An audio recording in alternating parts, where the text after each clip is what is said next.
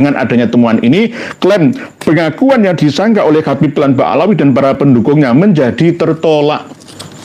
Yang mendukung Ba'alawi, muhibinnya, santri kiainya, semua dukung Ba'alawi, habaib min dzurriyyati Nabi itu tertolak, otomatis tertolak. Sejarahnya apa? Ya sejarah geger nasab pertama, kedua, dan ketiga. Geger nasab pertama itu tahun 1010 Masehi sampai 1930. Perdebatan ini muncul pada awal abad ke-20, ya berarti 1900-an. Dipicu oleh upaya Al-Irsyad untuk menentang klaim klan Ba'alawi sebagai keturunan Nabi Muhammad SAW.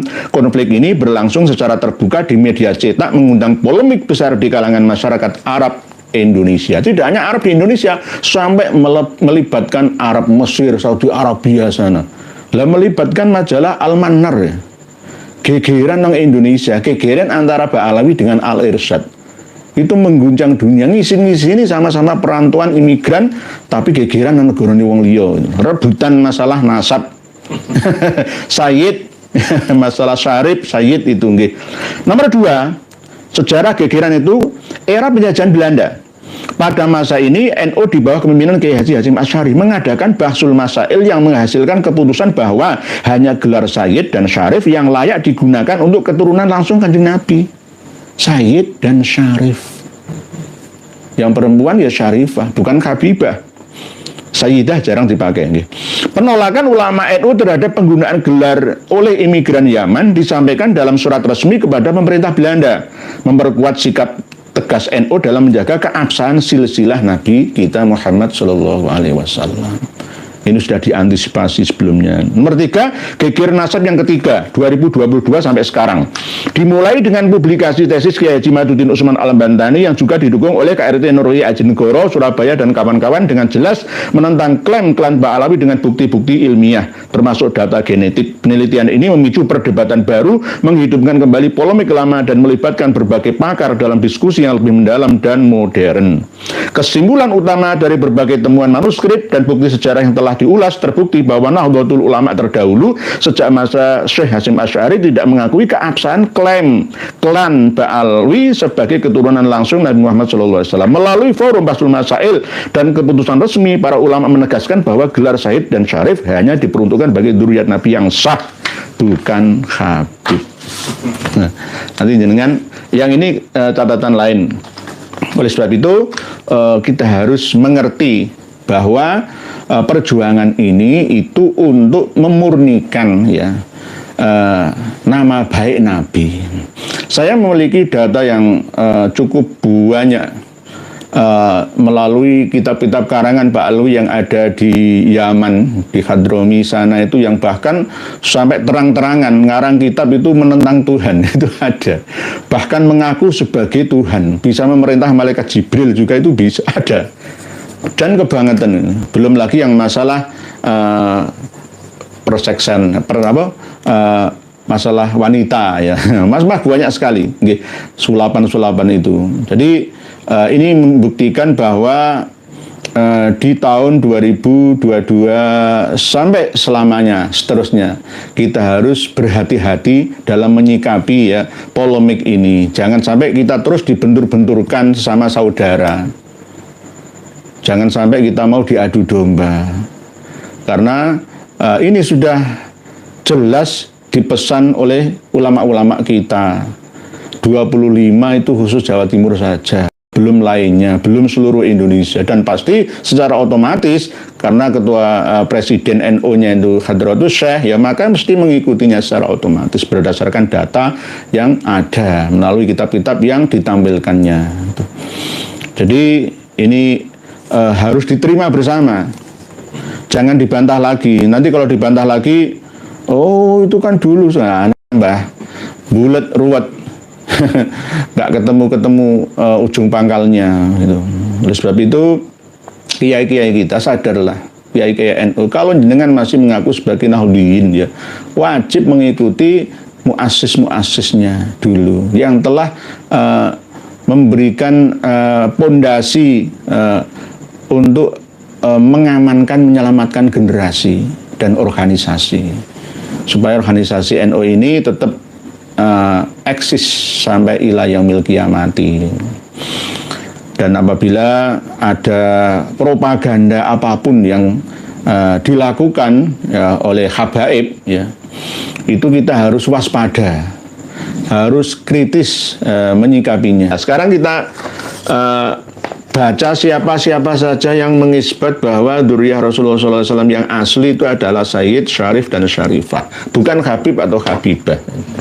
Jadi jelas, ya, ini kewaskitoannya para ulama-ulama kita dulu ketika menjelaskan masalah yang pelik, ya, seakan-akan ini sudah antisipasi beliau-beliaunya untuk anak cucu sampai sekarang ini, ya, kita-kita, bahwa pemandangan 25 ulama besar-besar dari Nahdlatul Ulama Surabaya tentang titel Sayyid.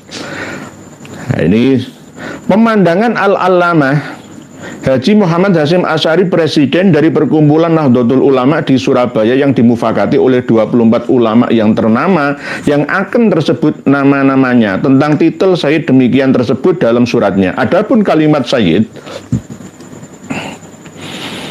dan kalimat Syarif dan kalimat Syarifah itu semua khusus titel bagi turunan Sayyidina Hasan dan Husain sahaja, baik pada uruf baik pada istilah, balik menurut kebiasaan uruf ataupun istilahnya. Ternama yang masing-masing menaruh tanda tangan di bawah ini, yakni Kiai Hasyim bin Abdurrahim Siwalan, tulisannya Sawalan Panji Sidoharjo. Dulu masih menggunakan ejaan lama Sidoharjo, sekarang Sidoarjo itu. Kiai Hasyim bin Abdurrahim Siwalan Panji. Ya, keluarganya pernah ketemu dengan kami di sini dan pernah wawancara dan dengan saksikan bersama. Nomor 2, Kiai Abdul Abbas Khozin Siwalan Panji Sidoharjo. Keluarganya masih ada, masih bisa jadi saksi. Keluarga Siwalan Panji itu mayoritas masih memegang teguh, ya, pesan dari leluhurnya. Terus nomor 3, Kiai Ali bin Abdul Wahab Tawangsari Sidoarjo, Tawangsari juga. Terus nomor 4, Kiai Ahmad Dahlan bin Ahid Bondalem, Kebon Dalem, biasanya disingkat Bondalem, Surabaya. Kiai Azhari Cantikan Surabaya. Cantikan itu daerah Pabean itu, ya, ada Pabean Cantikan, ya, Surabaya. Kiai Muhammad Said bin Saleh Pamilih, nah, tulisannya Pamilih, aslinya Pinilih sekarang jadi Peneleh itu, Surabaya. Peneleh. Pak Karno dulu waktu kos pertama kali, ya, di rumahnya Hos Cokroaminoto itu, ya. Pamilih Peneleh sekarang, ya. Nomor 7, Kiai Hamim bin Syahid Ustadz Tanwirul Afkar Surabaya, ya. Terus nomor 8, Kiai Abu Hasan bin Ismail Bangil. Kiai Ahmad Bangil, Kiai Hasan Bangil, Kiai Rofi'i Bangil. Bangil banyak yang menyepakati, nggak ada Habibnya sama sekali ini. Nomor 12, Kiai Muhammad Bakir bin Hasan Tobri Ponorogo. Kiai Muhammad Bakir bin Hasan Tobri Ponorogo. Kiai Muhammad Adnan bin Umar Kendal Bojonegoro. Kiai Bajuri bin Muhammad Tobri Bangil. Kiai Ilyas Panarip Mojokerto. Nah, Kiai Muhammad Zarkasi Kasuman Tulungagung. Nah, salam dari Surabaya. Insya Allah tanggal 9 besok itu Tulungagung mau ada acara Sarasean Bedah Sejarah Bersama yang akan dihadiri oleh ulama-ulama kita. Nomor 16, Kiai Muhammad Zarkasi Kasuman Tulungagung. Kiai Ma'ruf Kedunglo Kediri, lah ini loh. Pak Kiai Ma'ruf Kedunglo Kediri ini pendiri pondok pesantren yang sekarang diteruskan oleh keluarganya menjadi pengamal sholawat wahidiyah, ya, Pak Abdul Majid Ma'ruf, yaitu sekarang diteruskan sama cucunya, yakni Kang Mas Fikri, ya. Nomor 17, Kiai Ma'ruf Kedunglo Kediri. Nomor 18, Kiai Abdul Karim Lirboyo, tulisannya Liar Baja, Liar Baya Kediri, Lirboyo, Lirboyo. Pak Abdul Karim. Kiai Abdul Karim, ya, termasuk Kiai sepuh, ya. Biasanya terkenal dengan nama Yai Manaf. Asli pendiri pondok pesantren Hidayatul Mutabdiin, ya, itu dari Magelang. Tidak memiliki anak laki-laki, semuanya perempuan. Lah yang kiai-kiai sekarang itu termasuk dzurriyyah dari jalur perempuan. Kiai Abdul Karim, Yai Manaf Abdul Karim Lirboyo. Nomor 19, Kiai Alwi Keras Jombang. Kiai Muhammad Maksum bin Ali Kuwaron Jombang. Nomor 21, 10 Guru Jam'iyah Ridho Tolab Tebu Ireng Jombang. Tebu Ireng ikut-ikut. Dari itu yang 10 ialah Kiai Muhammad Toha dari Tebu Ireng juga, dan Kiai Abdul Hasan bin Abdul Jabbar. Terus nomor 24 Al-Alamah Raden Haji Dimyati Turmusi Pacitan, Termas ikut Mbah Dim. Jadi sekarang nyata di Jawa Wetan, ya Jawa Timur, sudah ada 25 ulama yang ternama yang menetapkan bahwa kalimah Sayyid dan Syarif dan Syarifah itu khusus bagi titel anak cucu Rasulullah Shallallahu Alaihi Wasallam sahaja. Ini jadi jenengan print out di Flipbox, jenengan download dan print out semua. Wajib dimiliki. Jadi kalau ada orang NU kok membenci kami perjuangan ini, oh berarti kurang informasi. Apalagi ya. Yang duduk di struktural, wajib supaya tidak kualat dengan kiai-kiai sepuh kita. 25 kiai sepuh ini khusus Jawa Timur saja, belum lagi yang lainnya tahun 1932. Subhanallah, subhanallah, begitu waskitanya ulama-ulama kita dulu dalam menghadapi zaman yang penuh fitnah seperti sekarang ini. Karena apa? Dulu memang sudah terjadi geger nasab. Jadi dalam manuskrip kajian yang baru-baru ini ditemukan terhadap data penting yang mencatat bagaimana Nahdlatul Ulama sejak era Kiai Haji Hasyim Asy'ari telah membahas secara mendalam isu terkait garis keturunan Nabi Muhammad SAW. Diskusi dalam Bahsul Masail tersebut menghasilkan kesepakatan bahwa keturunan langsung Nabi lebih tepat diberi gelar Sayyid atau Syarif. Dilalai loh ya. Para Habib ya tetap memegang teguh nama Habibnya dan dilestarikan sampai sekarang. Walaupun kadang-kadang mencela-mencela Syahid Utsman bin Yahya kadang-kadang begitu, dan sekarang mau mencoba untuk hijrah lagi dari Habib ke Sayyid. Kalau Syarif kan jelas langka. Syarif biasanya min dzurriyyati Hasan, tapi yang Husain ini biasanya Sayyid. Sayyid Bakar Sumet. Nah, nanti nggak pantas kok Sayyid Muhammad Rizik, nggak pas ya, nggak enak ya, nggak enak belas, nggak enak. Jadi kita semua sudah punya pegangan gitu loh. Jadi nanti kalau ada yang syad, yang telencel dari aturan, wong NU kok malah tambah musuhi kita, itu piye? Malah meninggalkan 25 Jatim, Jawa Wetan yang dulu telah mengisbat dalam Bahsul Masailnya. Jadi LBM NU PBNU harus punya ini manuskrip, download di Flipbox yang kami sertakan, wajib. Wajib. Semua santri-santri pondok pesantren Salafiyah Nahdlatul Ulama, begitu juga lembaga pendidikan di bawah Ma'arif NU juga harus ini punya, wajib. Pemahaman ini mencerminkan perhatian NU dalam menjaga keabsahan gelar yang digunakan untuk keturunan Nabi. Jadi ada sudah ketentuannya, nggak usah dibahsul masailkan lagi sekarang. Tinggal kalau kita ingin memastikan ya satu tes DNA, terus bahas tentang data kitab-kitab referensi dan manuskripnya. Surat ke pemerintah kolonial Belanda. Pada masa penjajahan Belanda terdapat peristiwa bersejarah yang melibatkan 25 ulama terkemuka NU termasuk Kiai Haji Hasyim Asy'ari. Para kiai mengajukan pernyataan yang menegaskan perlunya pengaturan yang tepat terkait penggunaan gelar Sayyid atau Sayyidah dan Syarif atau Syarifah, terutama bagi mereka yang datang dari Yaman dan mengklaim keturunan Nabi tanpa bukti silsilah yang valid. Jadi sudah sejak dulu ini. Surat ini disampaikan kepada otoritas kolonial Belanda, dan hasilnya para imigran asal Yaman yang tidak diakui garis keturunannya mulai menggunakan gelar Habib sebagai bentuk identitas yang berbeda. Kan jelas. Wah, sudah dipisahkan antara air dengan minyak lah ya. Kan sudah jelas. Gak bisa kumpul antara air dengan minyak. Gak bisa kumpul. Walaupun sama cairnya tapi gak bisa kumpul. Beda zatnya. Beda unsurnya. Pertama kali Habib yang menggunakan gelar Habib, yakni Habib Umar bin Abdurrahman Al-Attas, itu abad 11 Hijriah. Beliau wafat tahun 1062 Hijriah. Kalau Masehinya ya abad ke-7, 1652-an Masehi ya. Itu Habib Umar bin Abdurrahman Al-Attas yang pertama kali menggunakan gelar Habib. Dulunya ya kadang ya Syekh Ali bin Abu Bakar As-Sakron bin Abdurrahman As-Sakof. Kadang ya Sayyid. Tapi kalau Syarif enggak. Syarif enggak. Jadi dokumen ini yang kini disimpan oleh sejarawan seperti Samardi, ya, sejarawan beliau, mencatat respon NU terhadap polemik ini dan menunjukkan sikap hati-hati ulama dalam menjaga tradisi serta kehormatan garis keturunan Nabi. Kita ini berjuang membersihkan kotoran yang dilekatkan pada baginda Nabi kita Muhammad Shallallahu Alaihi Wasallam, bukan justru dipahami terbalik itu loh. Nggak usah ngurusi nasab orang lain, urusi nasabmu sendiri. Menuduh saya ini anak zina, macam-macam. Saya dituduh gak karu-karuan. Oh itu koordinator doli ya. Sembarang saya sudah wajar. Seorang pejuang itu harus telinga ini kebal dan tebal ya. Tapi tetap harus menerima masukan demi kebaikan gitu. Tapi tetap harus memiliki prinsip yang kuat. Harus mulai azim dan niat, azimat yang kuat. Itu pejuang. Jadi jangan gampang patah semangat. Misalkan kita dijatuhkan oleh orang-orang yang belkipi misalkan, ya kita tetap teguh. Yang penting ada dasarnya, ada datanya, ada pegangannya.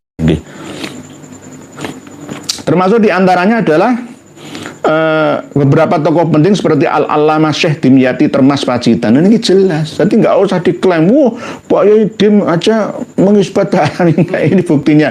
Juga terlibat dalam perumusan pernyataan ini. Selain itu, manuskrip majalah NU yang bernama Thayyib yang ditemukan dan berisi catatan tangan dari tahun 1932 narasi bahwa sikap NU didasarkan pada prinsip kehati-hatian dan kesadaran historis. Kenapa sekarang NU dan pengurus strukturalnya kok lali, nggak ngerti ini gitu. Apalagi Ketua PCNU Pasuruan Kiai Haji Imron Mutamakin yang mengatakan, kalau meninggalkan habaib berarti hancur sudah keilmuan kita. Orang pernah ndelok iki le. Nggih. Kiai Haji Miftahul Ahyar wajib ini. Kiai Haji Yahya Khalil Saqaf wajib ini. Download wajib dimiliki ini.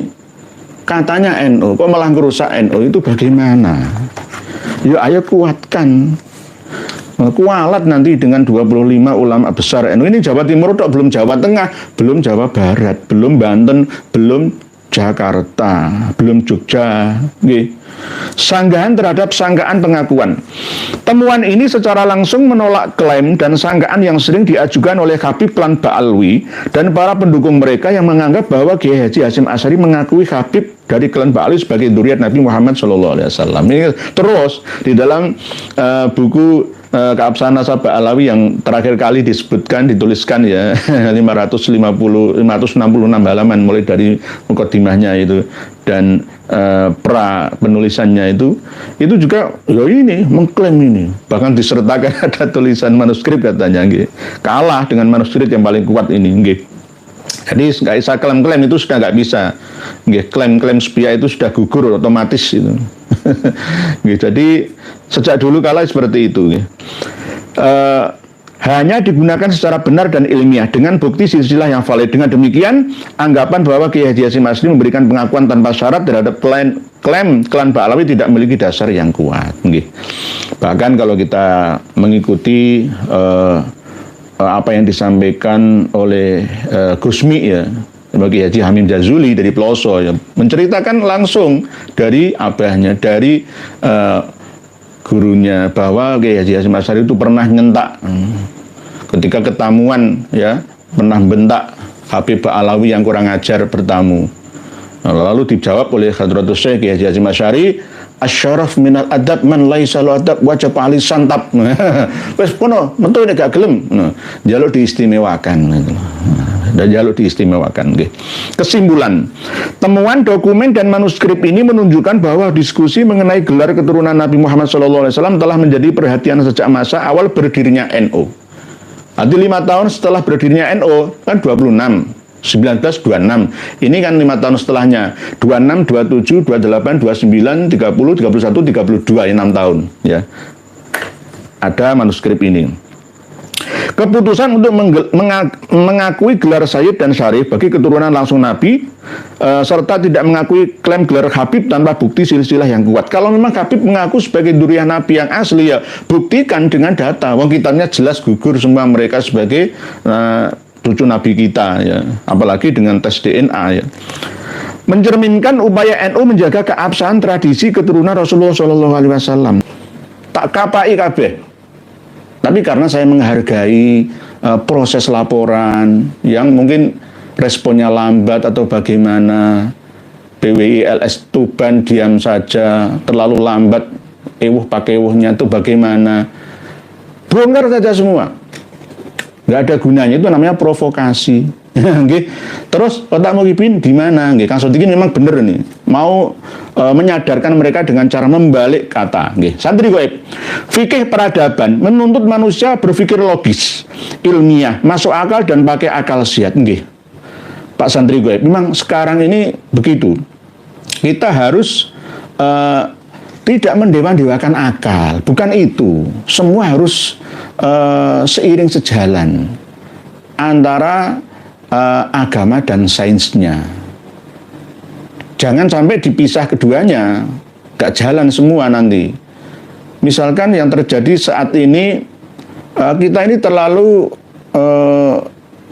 berdasarkan husnudzon. Ketika berziarah ke Tarim, ke Zambal, ke Nabi Hud di Yaman Hadramaut sana, itu langsung mempercayai bekas-bekas tempat tinggalnya Habib Salim, Abu Bakar bin Salim dan lain sebagainya. Itu dianggap wah itu tabarukan, ya boleh-boleh saja, tetapi jangan berlebihan, gunakan akal sehat kita. Oleh sebab itu kadang-kadang senjata yang dipakai oleh habaib itu adalah menyerang Saudi Arabia. Itu Wahabi, itu Wahabi, itu Wahabi. Saudi Arabia juga menjaga jangan sampai bekas-bekas rumah Nabi kita itu dikultus-kultuskan berlebihan. Gitu loh maksudnya. Jangan sampai seperti Syiah, ya, Syiah Bahaiyah, Syiah Hulat, ya, Syiah Koromitoh, apalagi Imamiyah juga yang menjadikan kuburan leluhurnya itu sebagai tempat ibadah secara tidak sewajarnya lah itu. Nggih berlebihan, nggih makamnya ditinggi-tinggikan. Itu enggak adanya di dalam Islam, nggih. Santri gaib nggih. Channel Ngaji Vision. Assalamualaikum warahmatullahi wabarakatuh. Sebenarnya ulama dulu sudah tahu Habib bukan cucu Nabi, tapi nggak mau membahasnya, takut ponpesnya dimusnahkan oleh Belanda. Terus nggih. Itu terbukti. Kalau nggak percaya tanya Kiai Haji Ubaidillah Ahmad Tama Munji. Pak Yai Munji itu pesantren pertama Duriah Mbah Ahmad Mutamakin Kacil Sopati itu. Bakar itu. Kitab-kitabnya dimusnahkan semua. Hancur ya, nggih. Kok berani sama Habib? Habib itu didukung sama company Belanda kok. Mau ngelawan, nggih. Kami akan selesaikan itu. Tapi nggak mau membahasnya, takut ponpesnya dimusnahkan oleh Belanda. Dengan tipu muslihat Habib, untuk itu PWI LS dekatilah pemerintah untuk diambil manfaatnya. Nggih, Pak Channel Ngaji Efisien. Harus mendekati pemerintah. Jangan sampai memusuhi, gitu loh. Ini kan taktik. Penguasa itu bisa merubah sejarah yang ada, gitu. Dengan kekuasaannya mampu menggerakkan elemen-elemen di bawah perintahnya. Oleh sebab itu kemarin ya kawan kita Tubagus Nurfadil sowan ke PBNU di Jakarta sana. Ya semua kita dekati, semua kita jadikan sebagai sahabat atau mitra, nggih, mitra kerjasama, nggih. Dengan tim muslihat untuk diambil manfaatnya. Nggih, ini namanya taktik, nggih. Politik, semua perjuangan itu harus ada politik dan taktiknya. Jangan hanya intrik, trik-trik dan intrik saja, nggih. Pak Joko Widodo, Assalamualaikum warahmatullahi wabarakatuh. Jika PBNU terus-terusan tidak peduli permasalahan umat, jangan kaget jika ada teriakan, kami akan selesaikan sendiri masalah-masalah kami dan jangan coba-coba recokin kami. Kami nggak butuh kalian. Nanti jadi Nahdlatul Umat, bukan Nahdlatul Ulama. Kita tetap mengikuti ulama, tetap kita hargai pengurus struktural Nahdlatul Ulama, mulai dari Surya, PB, PW, PC, MWC, Ranting, kita menghormati. Tetap, tapi coba dengarkanlah, miliki manuskrip ini, biar tahu semua. Kalau ngaku NU nggak punya ini, ketinggalan informasi. Ketinggalan informasi. Download di Flipbox, lalu print out, deskripsi di bawah video kita ini. Pak Joko Widodo, Assalamualaikum. Sudah tadi nggih. Pak C, kaum Ba'alawi dan LDI itu apa menganjurkan ibadah haji Pak Yai? Kok asing mendengarnya? Apa saya kurang sepengetahuan masalah ini nggih? Ada haji, tapi hajinya beda. Bedanya itu masalah mikot juga. Misalkan dari Yalamlam ya, tapi malah di Jeddahnya. Kalau dari Madinah ya di Dzul Khulaifahnya, di Dzul Khulaifahnya. Jadi beda. Di masalah damnya LDI itu juga beda. Damnya itu menyembelih kambingnya itu bisa sampai 1 bulan ke depan. Kadang menyembelih kambing tapi tidak dibagikan ke fakir miskin, tapi dibagikan ke komunitasnya sendiri. Karena memang fakir miskin selain dari golongannya itu kafir semua. Itu. Dan memanipulasi harga kambing dam yang ada. Ini siapa yang menceritakan? Ya dari Ustadz Khalil Bustami, mantan penggedenya LDII. Jadi harusnya sarjana-sarjana kita Nahdlatul Ulama itu merangkul LDII supaya hijrah ke Nahdlatul Ulama. Fakta sebaliknya, justru LDI itu banyak hijrah ke Salafi, ke Wahabi. Kenapa nggak ke NU? NU terlalu ribet ya. Menurut mereka terlalu ribet gitu loh. Kenapa? Ya kita harus punya solusi gitu loh. Harusnya nanti LDI itu sadar semua bahwa hajinya itu juga berbeda. Bahkan ada yang paling ekstrim itu tidak mau ikut jamaah dengan Imam Masjidil Haram kok. Imam Masjid Madinah kok. Karena apa? Ya kafir kan. Pokoknya semua umat Islam yang tidak beat dengan Nur Hasan Al-Ubaidah melalui imam-imamnya sampai Abdul Aziz Sultan Aulia sekarang ini itu Islamnya nggak sah. Kafir masih. Lah kalau kita makmum di belakang imam yang kafir ya sholat kita nggak sah. Akhirnya niat mufarokoh itu minimal ya. Ngetok-ngetoki takiyah itu loh ya. Takiyah. Supaya nggak ngetok-ngetoki mufarokoh itu bagaimana caranya? Itu benar terjadi. Yang cerita ini siapa? Langsung dari golongan mantan-mantan LDI sendiri. Gitu. Hajinya juga begitu, berbeda. Komunitasnya komunitas khusus dan sudah di dalam alam doktrin mereka bahwa kita ini yang paling benar. Jokam, Jowo Kampung, Bahman, 354. 354 itu apa? 3 itu Allah, Rasulullah, dan ulil amri. Ya ayyuhalladzina amanu atiullaha wa atiur rasul wa ulil amri minkum. Ulil amri ini bukan pemerintah Indonesia, bukan. Ulil amri itu adalah pemimpin keamiran mereka. Sekarang ya Abdul Aziz Sultan Aulia, pimpinan utama melalui amir-amir di bawahnya. Wa ulil amri minkum 354 Jokam 354. 3-nya atiullah wa atiur rasul wa ulil amri. Yang 5 ini adalah mengaji Quran hadis, mengamalkan Quran hadis, terus membela Quran hadis, sambung jamaah, dan taat Quran hadis. 5. Terus 4-nya itu bersyukur, mengagungkan dengan zikir ya. Terus mempersungguh, terus berdoa. Jadi ada kode itu kode 354 Jowo Kampung, Jokam. Jadi ini agama yang dimodifikasi. Hampir sama seperti Ba'alawi.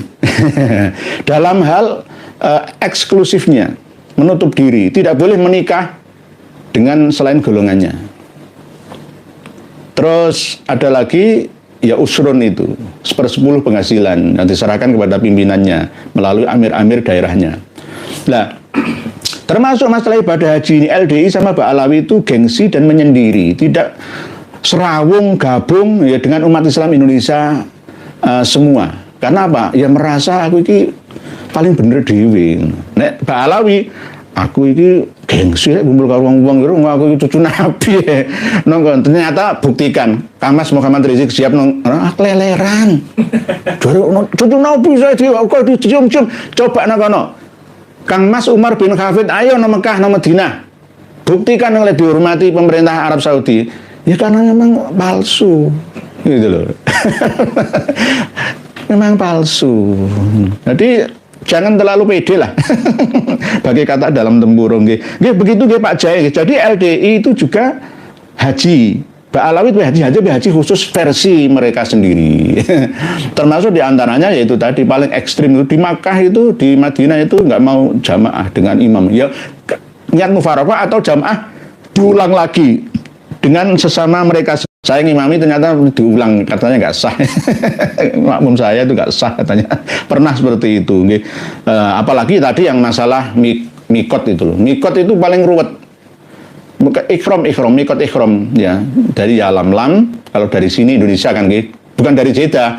Kalau mampir kan haji kan ada 3, tamato, haji ifrad dan haji kiron ya. Jadi misalkan dari Madinah ya nanti Dzul Khulaifah gitu.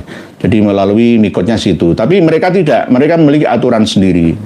Dan diantaranya masalah dam-dam itu juga begitu, dibisniskan. Misalkan harga kambing misalkan 3 juta ya digawe 4 juta gitu.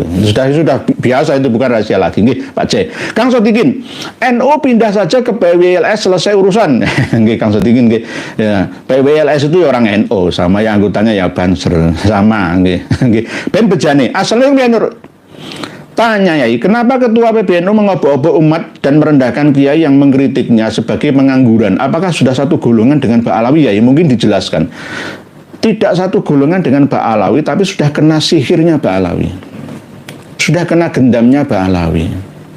Saking kuatnya pengaruh Pak Alawi sampai mengubah akal sehatnya, akal pikirannya. Sangat kita sayangkan, sangat kita sayangkan. Cara menyembuhkannya bagaimana? Harus digetak, ya, harus dibentak, ya, dengan cara mengingatkan agak sedikit kencang seperti ini. Kalau enggak itu ngelamun terus, ngantuk terus, nggak sadar-sadar. Gitu, mohon maaf dengan cara yang sedikit kenceng, kendor seperti saya ini. Berita nomor wahid. Assalamualaikum Pak Yai. Bubar sudah Robito Ngalawiyah, perkumpulan barang-barang gawi alias supal alsu. Gavin, assalamualaikum Pak Yai. Dereng sami-sami. Pak Targo Gowes, sumber ngepoh lawang, derek nyimak. Semoga Pak Yai Nurhya selalu diberi kesehatan oleh Allah Subhanahu wa taala. Amin, matur suwun Pak Targo Gowes. Pak Targo Gowes jarang muncul ya. Sekarang alhamdulillah muncul dari sumber ngepoh lawang. Salam dari Surabaya untuk daerah yang adem, ayem di Lawang, Malang sana. Lawang itu bahasa Maduranya labang. Masuk ke Pulau Madura dari sumber Suramadu itu namanya ada daerah Labang. Kalau mau masuk ke Kabupaten Malang dari Pasuruan Purwodadi itu daerah Lawang. Sama nggih. Tak salam tadi nggih. Mas Novan Disti ingin nyimak nih, monggo Pak Mas Novan. Mas Anom, Yai, panjenengan dituduh membuat statement bahwa semua agama itu sama. Tolong penjelasannya, terima kasih. Semua agama sama itu yang agama apa? Agama itu kembalikan ke etimologi. Agama, ageman, pegangan, pedoman hidup manusia supaya teratur hidupnya. Agama ada agama samawi dan ada agama ardi. Agama hasil karya manusia tapi intinya juga berdasarkan ilham dari ilahi. Nah, yang ada di dalam kitab-kitab Abrahamik ya, yang tercantum dalam 4 kitab Taurat, Zabur, Injil, Al-Quran itu agama-agama samawi ala Abrahamik. Lah sebelum Nabi Ibrahim kan sudah banyak agama dan banyak nabi juga. Gitu. Nah, masalah agama-agama ini kadang-kadang dimanipulasi oleh umat manusia pemeluknya, dipolitisasi sesuai dengan nafsunya sendiri, kepentingannya sendiri. Kalau semua kembali kepada ajaran murni ilahi, ya pasti la ilaha illallah sesuai dengan Isa Rasulullah, Musa Rasulullah, Ibrahim Khalilullah dan seterusnya dan seterusnya. Tetapi kebanyakan sudah banyak yang mengalami interpolasi. Lalu diasumsi, diinterpretasi dengan versi yang berbeda dari agama ilahi sendiri. Gitu. Jadi saya dituduh membuat statement bahwa semua agama itu sama. Sama dalam hal apa? Gitu. Kalau kita kembali kepada innalladzina amanu walladzina hadu wan nasara was-sabiina man amana billahi wal yaumil akhir wa amila sholihan falahum ajruhum inda rabbihim wala khaufun alaihim walahum yahzanun. Itu sudah dawuh Gusti Allah.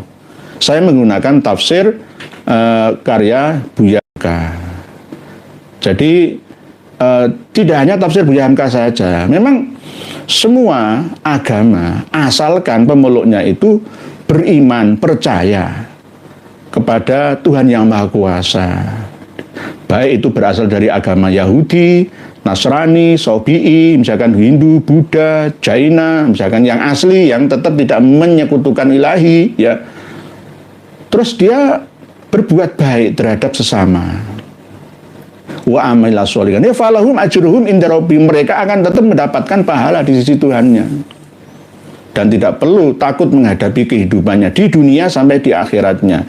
Kalau toh misalkan ini dianggap sebagai aliran plural, ya, aliran yang sesat, ya Quran ini ngomong kayak gitu, ya, diulang 2 kali dalam surat yang berbeda.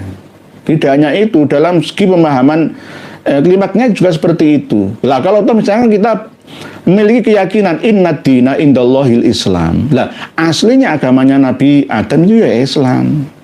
Nabi Nuh, Nabi Hud, Nabi Idris, Nabi Sis, Nabi semua itu ya Islam semua. Agama menyerahkan diri pasrah kepada ilahi atas segala perintahnya. Itu Islam namanya secara umum. Nah, Islam Muhammadiyah, Islam yang dibawa oleh Nabi Muhammad SAW itu tidak menghapus ajaran-ajaran Nabi terdahulu, cuma menyempurnakan dan membersihkan dari unsur kesyirikan. Agama Yahudi sudah banyak diinterpolasi kitabnya, sejarahnya dibelokkan, lalu datanglah pembaharu agama Nasrani. Tapi kedua agama ini ternyata tidak rukun. Ya, akhirnya diturunkanlah agama Islam versi menggenapi seluruh agama-agama yang terdahulu. Nah, ini wong Islam saja juga bisa dimanipulasi kok, seperti Syiah, ya seperti LDII, seperti Ba'alawi, ya bisa juga diinterpolasi kok, dipalsukan juga bisa kok, apalagi agama-agama yang lain. Yang penting tetap satu, okay? Iman percaya kepada Tuhan, pada Allah Subhanahu Wa Taala, terus berbuat baik, tidak melakukan pencurian, pembunuhan, okay? Tidak mendolimi orang, ya, menjaga hubungan ya dengan sesama umat manusia dan alam di sekitarnya. Insya Allah hidup ini akan enak kepenak. Ibarat hidup ini tidak terkena karma dari makhluk lainnya. Tapi ternyata manusia sulit untuk tidak terlepas dari hukum alam ini. Pasti akan tetap ada hidup selamanya. Jadi kalau di finish habis manusia tidak hidup lagi, ya nggak bisa, karena manusia itu masih mau makan daging hewan. Hewan itu juga punya perasaan. Sebenarnya tumbuh-tumbuhan, padi-padian, biji-bijian semua itu juga punya nyawa, senyawa. Ya merasakan rasa sakit, bisa menjerit, sama. Misalkan ketika kita mancing ikan itu loh, kita tertawa-tawa. Lah ikan itu kan punya anak istri juga. Ya kan? Ketika jenengan pancing, jenengan tertawa. Tapi ikan ini menangis. Ditangisi oleh anak-anak dan istrinya, jadi yatim piatu dan janda. Ayo. Nah ini kan hukumnya, kita kadang-kadang tidak memperhatikannya. Betul. Kita tawa-tawa ketika mendapatkan ikan sebanyak-banyaknya, ketika menjadi nelayan atau petambak ya. Di sisi yang lain mereka itu susah, sama-sama memiliki nyawa, memiliki anak, ya butuh nikah juga. Nah, sama dengan itu. Jadi manusia itu akan hidup selamanya ya seperti ini, kena hukum alam, kena hukum alam, tidak bisa di-stop. Jadi semua agama itu sama. Tergantung ya Mas Anom. Orang yang tidak memahami statement saya utuh akan menyimpulkan dengan asumsinya sendiri. Nanti insya Allah kita bahas lagi pada satu bahasan yang khusus Mas Anom. Satu lagi ya, jenengan juga dituduh mengatakan sebelum Nabi Adam sudah ada manusia. Lantas seperti apa penjelasan dan dalam Al-Quran proses penciptaan Nabi Adam yang seperti Nabi Isa? Saya lupa, makasih. Kemarin sudah saya bukakan kitab An-Nafkah Al-Ambariyah, kitab nasab. Nabi Adam sampai Kanjeng Nabi Muhammad itu belum ada 6.000 tahun. Dari Kanjeng Nabi Muhammad sampai sekarang 1.500 tahun. Berarti total anggaplah dibulatkan Nabi Adam sampai sekarang itu baru 7.600 tahunan. Belum ada 10.000 tahun. Di Damaskus, Syria atau Suriah itu sudah ada peradaban Sumeria tua, itu 10.000 tahun yang lalu. Di Indonesia Nusantara 50.000 tahun yang lalu. Orang-orang Papua, orang-orang berkulit hitam, suku Hadza yang di Tanzania itu 50.000 tahun yang lalu sudah ada mereka. Mereka bukan keturunan Nabi Adam versi cerita yang ada di dalam kitab-kitab Abrahamik kita, Taurat, Zabur, Injil, Al-Quran kita. Gampangannya begini, manusia sebelum Nabi Adam itu manusia purba, gitu sajalah enak. Enak itu paling enak, biar nggak bantah-bantah lagi. Loh kok di dalam Al-Quran Nabi Adam itu manusia pertama? Manusia pertama yang memiliki ras paling utama di muka bumi dunia kita manusia, yang menjadi khalifah, pengendali, penguasa, sebagai manajer yang menguasai seluruh umat manusia lainnya. Itu Nabi Adam. Nabi Adam. Jadi sebelum Nabi Adam sudah banyak manusia. Di Tulungagung ya, itu ada situs manusia purba di mana itu? Ngandong. Ya, di mana? Bukan Ngandong lah, daerah Ngawilan gitu. Tulungagung itu juga ada. Nah, itu 500.000 tahun yang lalu, 400.000 tahun yang lalu. Ya, di Nusa Tenggara Timur ya, di Gua Liang Bua itu antara 200 sampai 300.000 tahun yang lalu. Di gua-gua yang ada di Sulawesi itu ada yang 400.000 tahun yang lalu. Itu sudah ada manusia. Orang-orang Arab sana itu mengatakan Banul Jan gitu sajalah. Anak cucunya jin. Karena memang manusia zaman dulu itu banyak yang bekerja sama dengan makhluk yang tidak kasat mata. Manusia Nabi Adam, saya punya kitab banyak. Nasab Quraisy ada sejak zaman Nabi Adam, diterangkan semua seanak cucunya. Kitab An-Nafkah Al-Ambariyah yang saya sampaikan tadi, Nabi Adam sampai sekarang itu belum ada 10.000 tahun yang lalu. Belum ada 10.000 tahun. Manusia itu sudah ada ratusan ribu tahun yang lalu. Jenengan coba lihat suku-suku primitif yang ada di Afrika, khususnya suku Hadza. Suku Hadza di Tanzania itu 50.000 tahun yang lalu sampai sekarang masih nomaden. Hidupnya dari berburu, tidak meregenerasi rantai makanan. Jenengan lihat dah, Hadza, Tanzania, nanti kelihatan semua video-videonya. Itu 50.000 tahun yang lalu sampai sekarang masih seperti itu. Begitu juga di Papua. Sampai sekarang ya masih seperti itu. Tidak semua, tapi Papua yang di Merauke sudah maju. Suku Papua yang ada di pedalaman kan masih seperti itu, nggak pakai pakaian. Apakah Nabi Adam seperti itu? Ada manusia yang tidak dikubur seperti halnya Habil yang dikubur oleh Qabil ketika dibunuhnya.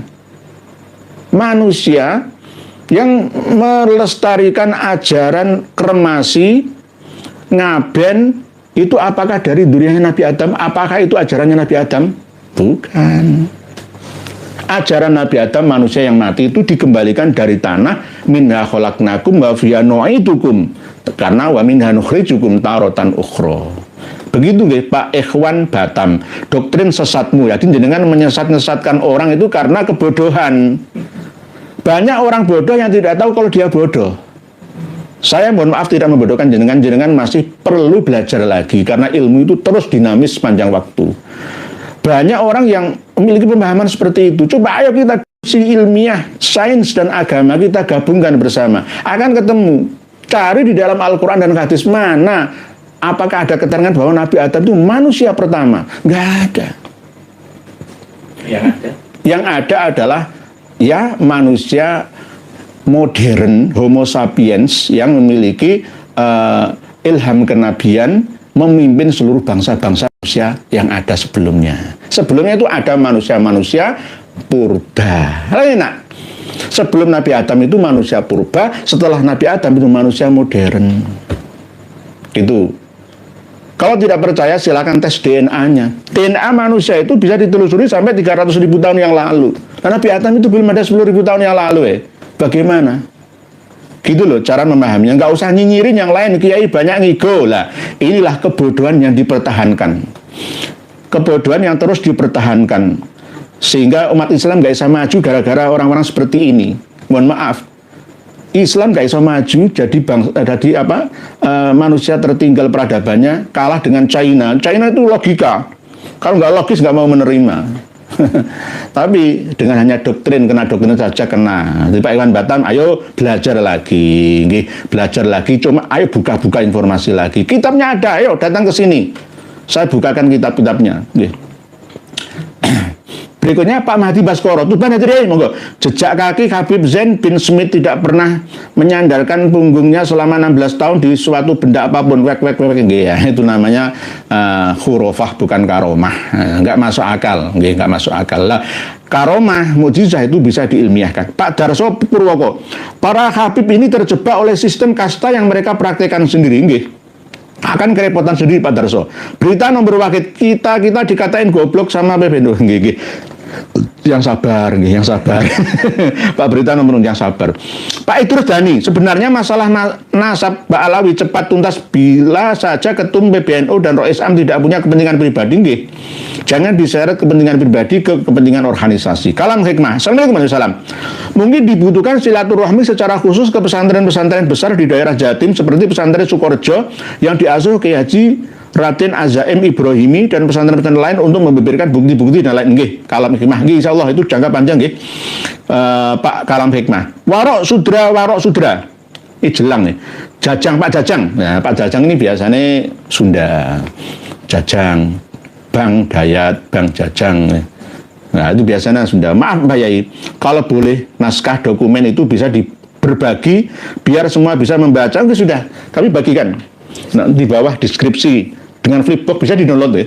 Bisa di-download, bisa di-print out. Oke. Kita ini tidak iman-iman. Karena pesan dari guru saya yang dari Banten sana itu, jangan iman-iman ilmu, bagikan kepada semua. Ilmu itu bukan milikmu, ya, gitu. Jadi ilmu bukan milik saya, bukan. Hanya amanah titipan yang harus disampaikan. Oke. Warok Sudra. Nanya Kiai, Muhammad bin Ali Al-Muqaddam itu sosok historis apa fiktif Kiai? Matur sekelanggung ya. Dikatakan historis menurut internal Ba'alawi. Menurut eksternal Ba'alawi ahistoris. Karena ya fiktif itu tadi. Kalau beliau itu al-alim, al-allamah, al-faqih, al-muhaddis dan lain sebagainya.